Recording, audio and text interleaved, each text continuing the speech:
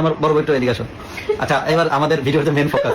আচ্ছা, আর আমরা যে এখন অনেকে বলতে পারেন যে না হয়তো বড় বউ চলে আসছে এই জন্য হয়তো একটু কম আসছে, অনেকে বলতে পারেন যে বড় বউ হয়তো চলে আসছে এই জন্য হয়তো এই কথাগুলো বলতেছে, কিন্তু না, আমরা প্রুফ সহ রাখছি। এই ভিডিও শেষে ক্লিপগুলো অ্যাড করে দিব। আমরা যতগুলো ভিডিও করছি প্ল্যানিং করে, মানে আমরা অগমতে যে বড় হতিনটা আছে না, এটা দেখলে মনে হয় কি জানে বাজা মাছটা উল্টে খেতে জানে না, কিন্তু এইটা পুরো মাছটা গিল্লে খাইতে জানে। এইবার সেটা পাবলিক বুঝতে পারছে, তাই বলে বাঙালি মানুষের আবেগ নিতে এইরকম খেলা খেলবি কি? আমি খুঁজছিলাম না যে পরে আমার কথা মিলেই নিয়ে মিলছে তো, দুই হতিরে যে নাটক করতেছিল।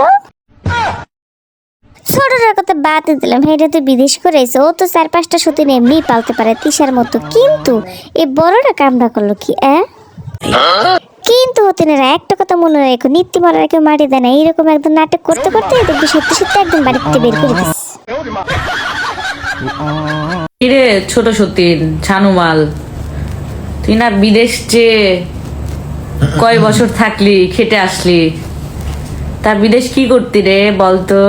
ঘাস কাটতি না হুজুর ছিল নাকি হুজুর? হুজুর ছিল। দূর বিদেশে যায় উনি কিসের জন্য ঘাস কাটবে, কিসের জন্য হুজুর হবে? উনি মানুষ হলে অভিনয় শিখে। তুই যে দেখো না বড়টা একদম পাক্কা অভিনেত্রী বানাইছে, কি সুন্দর অভিনয়! ও মাই গড, পুরো বাঙালি মানুষের উপরে এদের অভিনয় দেখে পুরো জাতি একদম মুগ্ধ হয়ে গেছে। এই ছোটটার পাইছে মানে নাপিতটা খুঁজে আনলো কোন জায়গা থেকে, বাপ রে বাপ, কি চোখ, পুরো জুপের চোখ।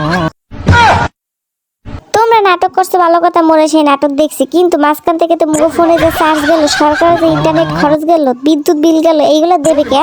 এগুলো দাও, এগুলো বোকার ফেরত দে, ফেরত দে, ফেরত দাও, ফেরত দাও। সবকিছুর মধ্যে একটা জিনিস নষ্ট হলে কি জানেন? মই যখন সংসার যাইতে চাইছিলাম যে সতীনের সংসার করতে তার কেমন লাগে সেটা বোঝানোর জন্য, কিন্তু মোর সেই আশাটা পূরণ হইলে না। আমার এই ক্ষতিপূরণটা এখন আমি কেমনি মিডামো কন? আমার এই ক্ষতিপূরণটা মিডামো কেমনি? সব কথার এক কথা, পাবলিক তোমাদের ভিডিও এমনি খায়, কিন্তু তোমরা এই বাংলার আবেগ নিয়ে খেললা কিসের জন্য? এত মজা এত বিনোদন করে থেকে পাও, এখন মুগো এমবি ফেরত দিবি, মুগো এমবি ফেরত দিবি, বুঝছিস? বড় হতিন তুমি সাবধানে থাকে, কারণ কবে যে তোমার মনে করো যে লাথি মেরা ঘরের থেকে যে বের করে যায় সেটা তুমি চিন্তাও করতে পারবে না, বুঝছো?